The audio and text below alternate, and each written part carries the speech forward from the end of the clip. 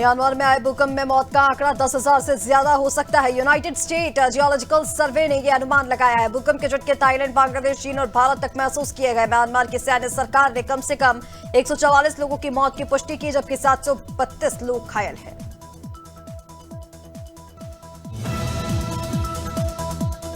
मुख्यमंत्री डॉक्टर मोहन यादव ने मंत्रालय में लोकमाता देवी अहिल्याबाई होलकर की 300वीं जयंती के आयोजन को लेकर गठित समारोह समिति की बैठक ली। बैठक में सीएम ने बताया कि 29 से 31 मई तक लोकमाता की 300वीं जयंती के समापन समारोह के तहत राजधानी भोपाल सहित विभिन्न स्थानों पर 3 दिवसीय कार्यक्रम होंगे।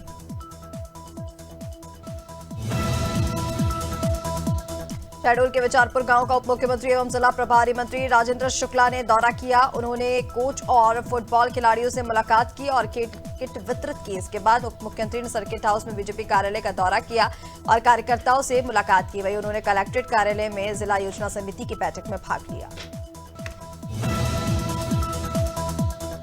दिल्ली में अज्ञात हमलावरों ने युवक की गोली मारकर हत्या कर दी, मौके से फरार हो गए। मामला बाहरी उत्तरी जिले के अलीपुर थाना क्षेत्र का है। बताया जा रहा है कि अलीपुर नेहरू एनक्लेव में कारण थप्पा घर के बाहर बैठा था, तभी एक बाइक पर 3 बदमाश आए और उस पर गोली चला दी। फिलहाल पुलिस मामले की जांच में जुट गई है।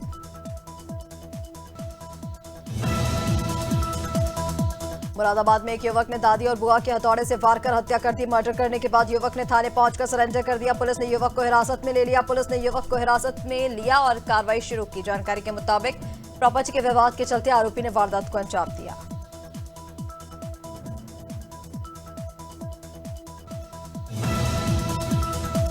संभल में जमीन विवाद में 2 पक्षों में जमकर लाठी डंडे चले। मामला हयात नगर थाना क्षेत्र के मिलक सेजना गांव का है, जहां एक पक्ष ने चंदौसी से अमीन को प्लॉट नापने बुलाया था। जैसे ही प्लॉट की नापने का काम शुरू हुआ तो दूसरा पक्ष वहां आ पहुंचा और दोनों पक्षों में विवाद हो गया। एक पक्ष की शिकायत पर पुलिस मामले की जांच में जुट गई है।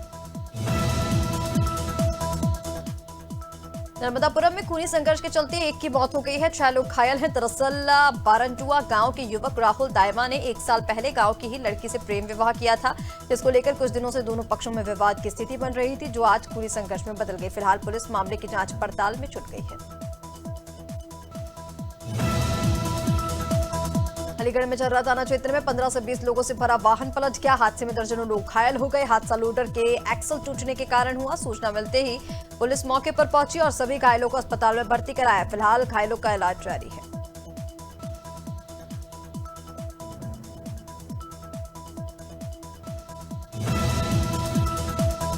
ग्वालियर में एक पति को अपनी हत्या का डर सता रहा है। बता दें कि जनकपुरी इलाके में रहने वाले अमित कुमार सेन मैरिज के ड्रम कांड के बाद से परेशान है। अमित की पत्नी घर छोड़कर बॉयफ्रेंड के साथ लिव इन में रह रही हैं। जब अमित ने इसका विरोध किया तो बॉयफ्रेंड ने उसे जान से मारने की धमकी दी। अमित ने प्रशासन से मदद की गुहार लगाई है।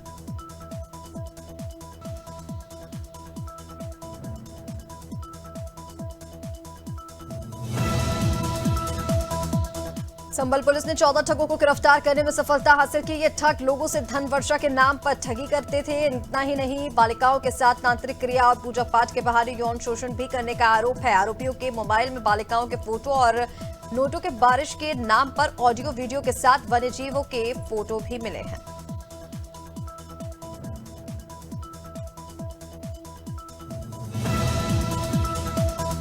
फतेहपुर में दबंगों के हौसले इतने बुलंद हो गए हैं कि वह बिना किसी डर के निजी जमीन पर कब्जा कर रहे हैं। ऐसा ही एक मामला पोजेपुर कोटा जहानाबाद में सामने आया है, जहां आशुतोष गुप्ता की जमीन पर दबंगों ने कब्जा कर लिया। पीड़ित ने एसपी से शिकायत कर दबंगों पर सख्त कार्रवाई की मांग की।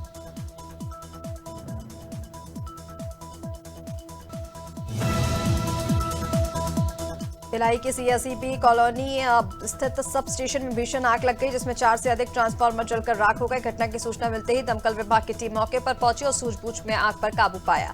फिलहाल आग लगने का कारण अज्ञात है। इस घटना में कोई जानमाल की सूचना नहीं है। पुलिस मामले की जांच में जुट गई है। शहडोल में वीर शिरोमणि राणा सांगा के सम्मान में गांधी चौक पर क्षत्रिय समाज ने विरोध प्रदर्शन किया। प्रदर्शन का कारण वीर शिरोमणि सांगा जी के बारे में सपा के राज्यसभा सांसद द्वारा अभद्र भाषा का प्रयोग था। इस विरोध प्रदर्शन में राजपूत करणी सेना और अन्य क्षत्रिय समाज के लोग शामिल हुए। प्रदर्शन के दौरान राज्यसभा सांसद का पुतला दहन किया गया। भिलाई नगर निगम में उस समय हड़कंप मच गया जब निगम के कर्मचारी काला फीता बांधकर आयोग से मिलने सभागार पहुंचे। घटना नगर निगम की सामान्य सभा की बैठक के दौरान हुई, जहां पार्षद दया सिंह ने कर्मचारियों और अधिकारियों के साथ अमर्यादित व्यवहार किया। इस पर आक्रोशित कर्मचारियों ने आयुक्त से कार्रवाई की मांग की।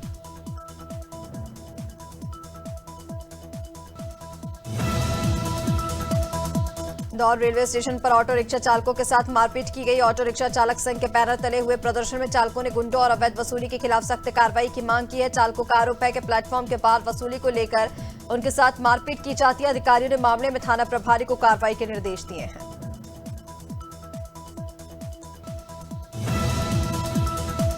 मध्य प्रदेश में धीरे धीरे दबंगों की दबंगाई बढ़ती जा रही है। ताजा मामला ग्वालियर से सामने आया, जहां पार्षद पति और उनके 2 बेटों की गुंडागर्दी सामने आई, जिन्होंने घर के सामने कार रोकने पर कार में बैठे 3 लोगों के साथ मारपीट की। पीड़ितों ने मारपीट की शिकायत थाने में की है, जिसके बाद पुलिस ने पार्षद पति और दोनों बेटों के खिलाफ कार्रवाई शुरू कर दी है।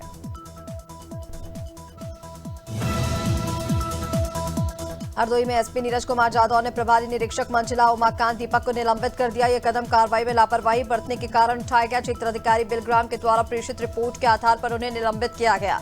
तो वहीं एसपी ने कहा कि लापरवाही बरतने वाले पुलिसकर्मियों के खिलाफ सख्त कार्रवाई की जाएगी।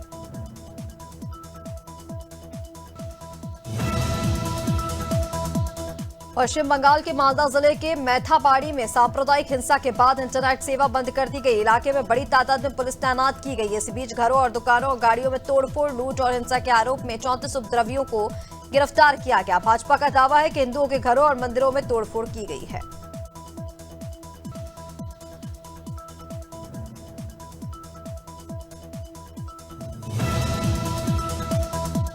बहराइच के नगर कोतवाली क्षेत्र में एक युवक को प्रधानमंत्री मोदी और मुख्यमंत्री योगी आदित्यनाथ की फोटो अपनी दुकान के बोर्ड पर लगाना महंगा पड़ गया। अराजक तत्वों ने उसकी दुकान पर लगे बोर्ड को तोड़ दिया। युवक ने ये बोर्ड सूर्य घर योजना के वेंडर होने के कारण अपनी दुकान पर लगाया था। पीड़ित युवक ने थाने में 6 लोगों के खिलाफ शिकायत दर्ज कराई।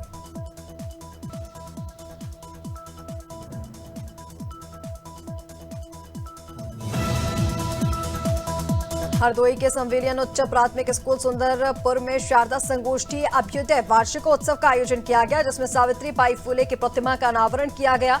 कार्यक्रम में कक्षा 8 में उत्तीर्ण हुए छात्रों को सम्मानित किया गया और सर्वाधिक उपस्थिति दर्ज कराने वाले बच्चों को पुरस्कार दिया गया।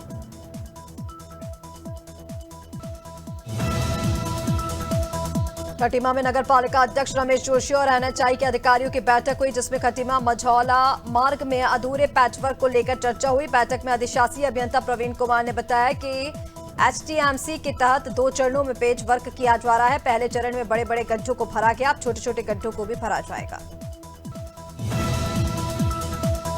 Stand up comedian Kunal Kamra के खिलाफ मुंबई के खार पुलिस स्टेशन में 3 नए केस दर्ज किए गए हैं। ये केस महाराष्ट्र के डिप्टी सीएम एकनाथ शिंदे को लेकर दिए गए विवादित बयान से जुड़े हैं। मुंबई पुलिस की ओर से दी गई जानकारी के मुताबिक पहली शिकायत जलगांव की मेयर ने दर्ज करवाई है, जबकि एक केस नासिक के एक होटल व्यवसायी और बिजनेसमैन ने किए हैं।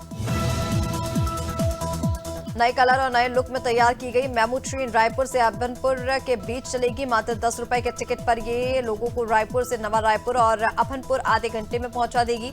इसके अलावा यात्री मात्र 75 रुपए के टिकट कीमत पर रायपुर से नागपुर जा सकेंगे। प्रधानमंत्री नरेंद्र मोदी 30 मार्च को इस ट्रेन को हरी झंडी दिखाएंगे। भोपाल के हबीबगंज रेलवे क्रॉसिंग पर बने मेट्रो के स्टील ब्रिज की लोडिंग टेस्ट शुरू हो गई है। शुक्रवार रात को रात से भरी बोरियों से लदी 2 मेट्रो ट्रेन ब्रिज के ऊपर खड़ी कर दी गई। इन बोरियों में 1800 पैसेंजर जितना वजन है। एक्सपर्ट के मुताबिक ये ब्रिज के हाल चेकअप जैसा ही है। शनिवार को दिन भर मेट्रो ब्रिज के ऊपर ही खड़ी रहेगी।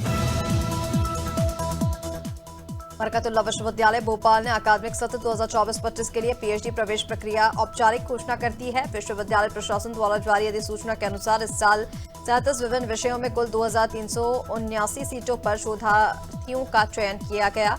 आवेदन की अंतिम तिथि 25 अप्रैल 2025 निर्धारित की गई है। उत्तराखंड सीएम पुष्कर सिंह धामी ने शुक्रवार को 1064 हेल्पलाइन की समीक्षा बैठक ली। इस दौरान उन्होंने निर्देश दिए कि भ्रष्टाचार मुक्त उत्तराखंड के सभी विभाग अपने स्तर से प्रयास करेंगे। विभागों में जिन मामलों में ज्यादा शिकायतें प्राप्त हो रही हैं, विभाग के स्तर पर इसके समाधान के लिए उचित कार्रवाई की जाए।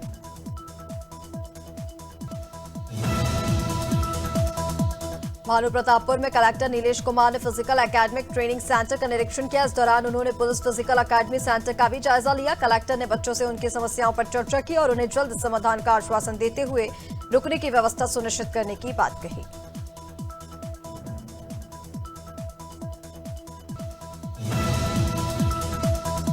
छत्तीसगढ़ के नारायणपुर जिले में 6 महिला माओवादियों ने आत्मसमर्पण किया। ये आत्मसमर्पण पुलिस, आईटीबीपी और बीएसएफ के संयुक्त प्रयासों का परिणाम है। बता दें कि इन महिला माओवादियों को नक्सल उन्मूलन नीति के तहत सुविधाएं दी जाएंगी। आत्मसमर्पण छत्तीसगढ़ सरकार की नक्सल उन्मूलन नीति और माड़ बचाओ अभियान में बड़ी सफलता मानी जा रही है। खैरागढ़ जिले के बंडारपुर गांव में पानी की समस्या को लेकर ग्रामीणों ने कलेक्टर को ज्ञापन सौंपा। ग्रामीणों का कहना है कि गांव में जल स्तर नीचे गिर गया है। ग्रामवासियों को तालाब के पानी का इस्तेमाल करना पड़ रहा है। ऐसे में बंडारपुर के ग्रामीणों को एक और अजीब स्थिति का सामना करना पड़ा। ग्रामीणों ने समस्या हल नहीं होने पर उग्र आंदोलन की चेतावनी भी दे दी है।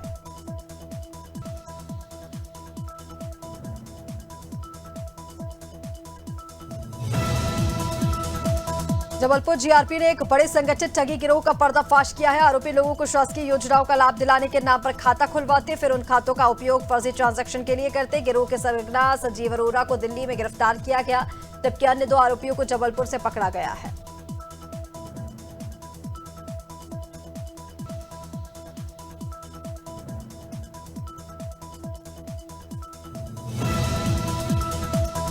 और वहीं प्रयागराज के शमशाबाद थाना क्षेत्र के अतरसुइया में पुलिस ने गौकशी रैकेट का पर्दाफाश किया। इस दौरान पुलिस ने 4 गायों को पकड़ा और मुख्य आरोपी को गिरफ्तार कर लिया। अन्य आरोपी मौके से भागने में सफल रहे। पुलिस जांच में सामने आया कि सवाद गौकशी रैकेट में आरोपी के परिवार की महिलाएं भी शामिल थी। फिलहाल पुलिस ने पूरे मामले की जांच पड़ताल शुरू कर दी है। एटा में मामूली विवाद को लेकर 2 पक्षों में जमकर मारपीट हुई। घटना में 4 लोग गंभीर रूप से घायल हुए। घटना वागड़ थाना क्षेत्र के बोराकला गांव की है। मारपीट का वीडियो सोशल मीडिया पर वायरल हुआ। पुलिस ने घायलों को मेडिकल कॉलेज में भर्ती कराया। एक युवक की हालत गंभीर होने पर डॉक्टरों ने हायर सेंटर रेफर किया।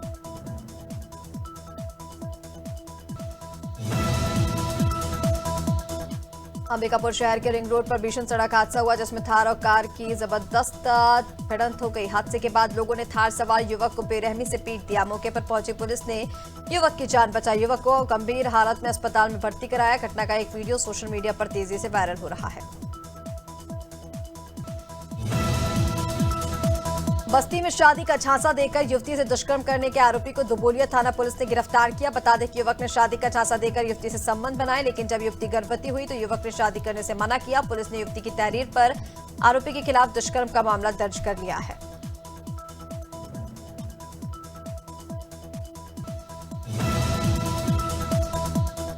इस हफ्ते सोने चांदी के दामों में बढ़त देखने को मिली है। India Boolean and jewellers association की वेबसाइट के अनुसार पिछले शनिवार यानी 22 मार्च को सोना 88,169 रुपए पर था, जो 29 मार्च को 79,164 रुपए प्रति 10 ग्राम पर पहुंच गया है। यानी इस हफ्ते उसकी कीमत 995 रुपए तक बढ़ गई है। सरकार ने केंद्रीय कर्मचारियों के लिए महंगाई भत्ते और पेंशन भोगियों के लिए महंगाई राहत में 2% तक की बढ़ोतरी को मंजूरी दे दी है। शुक्रवार को ही कैबिनेट मीटिंग में डीए बढ़ोतरी पर फैसला हुआ। 8वें वेतन आयोग के लागू होने से पहले इस बढ़ोतरी से महंगाई भत्ता 53% से बढ़कर 55% हो जाएगा। इसका फायदा करीब 48 लाख केंद्रीय कर्मचारियों और 66 लाख पेंशनर्स को होगा। रिजर्व बैंक ऑफ इंडिया ने एटीएम विड्रॉल फीस बढ़ाने का ऐलान किया है। 1 मई से ग्राहकों को मंथली फ्री ट्रांजैक्शन लिमिट पार करने पर हर ट्रांजैक्शन के लिए एडिशनल 2 रुपए का भुगतान करना होगा। अभी बैंक फ्री ट्रांजैक्शन लिमिट पार करने पर 21 रुपए चार्ज लेती है, अब 23 रुपए चार्ज करेंगे। इससे पहले आरबीआई ने एटीएम इंटरचेंज फीस भी बढ़ाने का ऐलान किया था। रॉयल चैलेंजर्स बेंगलुरु ने धीमी पिच पर बेहतरीन बैटिंग के दम पर चेन्नई सुपर किंग्स को 50 रन से हरा दिया है। चेपॉक में शुक्रवार को टॉस हराकर पहले बैटिंग करते हुए आरसीबी ने 196 रन बनाए।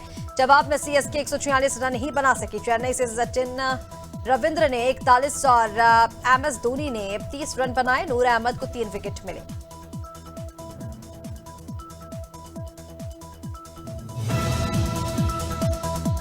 आईपीएल 2025 के 9वें मुकाबले में आज 2022 की चैंपियन गुजरात टाइटंस 5वीं बार की विजेता मुंबई इंडियंस की टीमें आमने सामने होंगी। ये मैच अहमदाबाद के नरेंद्र मोदी स्टेडियम में खेला जाएगा। मुंबई से हार्दिक पांड्या वापसी करेंगे, तो ये पहला मैच बैन होने के कारण नहीं खेले थे। 2022 में हार्दिक की ही कप्तानी में गुजरात टाइटंस चैंपियन बनी थी।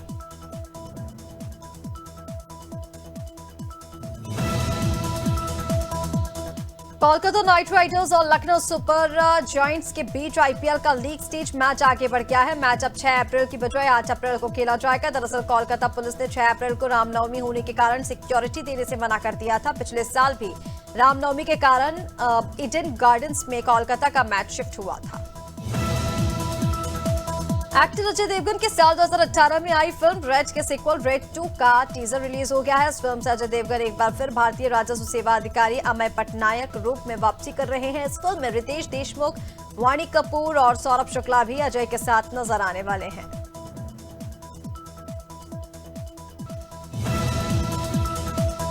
एक्टर कार्तिक आर्यन की फिल्म तू मेरी मैं तेरा तू मेरी की रिलीज डेट का ऐलान हो चुका है। यह फिल्म मालिक अगले साल सिनेमाघरों में रिलीज होगी। यह फिल्म साल 2026 के वैलेंटाइन डे के मौके पर आने वाली है। धर्मा प्रोडक्शंस के बैनर तले बन रही इस फिल्म में अनन्या पांडे मुख्य भूमिका में नजर आएंगी।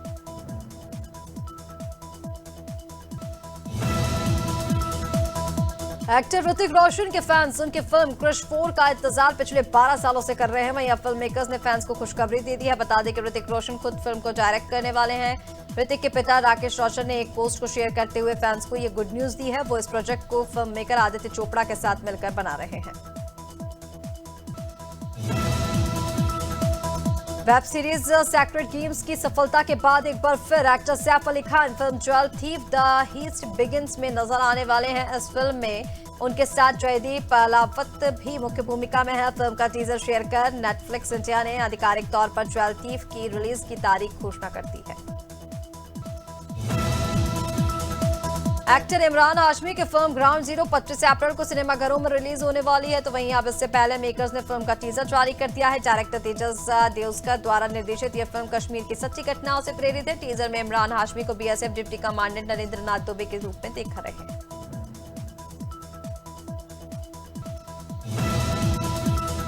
मध्य प्रदेश में अप्रैल की शुरुआत हल्की बारिश के साथ हो सकती है। मौसम विभाग ने 1 अप्रैल को भोपाल, इंदौर, नर्मदापुरम, जबलपुर संभाग के 13 जिलों में मौसम के बदलने का अनुमान जताया है। मौसम विभाग के अनुसार वेस्टर्न डिस्टर्बेंस की वजह से ऐसा हो सकता है। अभी अफगानिस्तान के ऊपर सिस्टम एक्टिव है जो आगे बढ़ रहा है।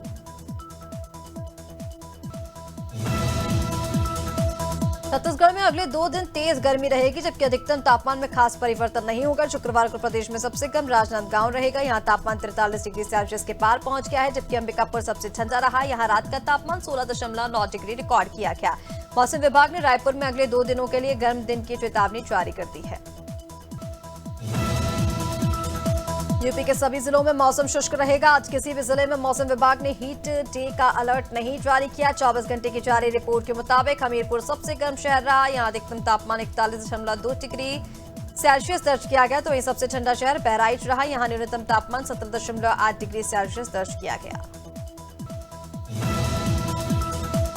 उत्तर भारत में चली ठंडी हवा ने राजस्थान के शहरों में तापमान 7 डिग्री सेल्सियस तक गिरा दिया है। गंगानगर, सीकर में शुक्रवार को दिन का अधिकतम तापमान 30 डिग्री सेल्सियस से नीचे दर्ज हुआ है। बाड़मेर, जैसलमेर, जोधपुर में भी तापमान में 2 से 6 डिग्री सेल्सियस तक की गिरावट हुई। मौसम ने राज्य में अगले 2 दिन तापमान में थोड़ी और गिरावट की संभावना जताई है।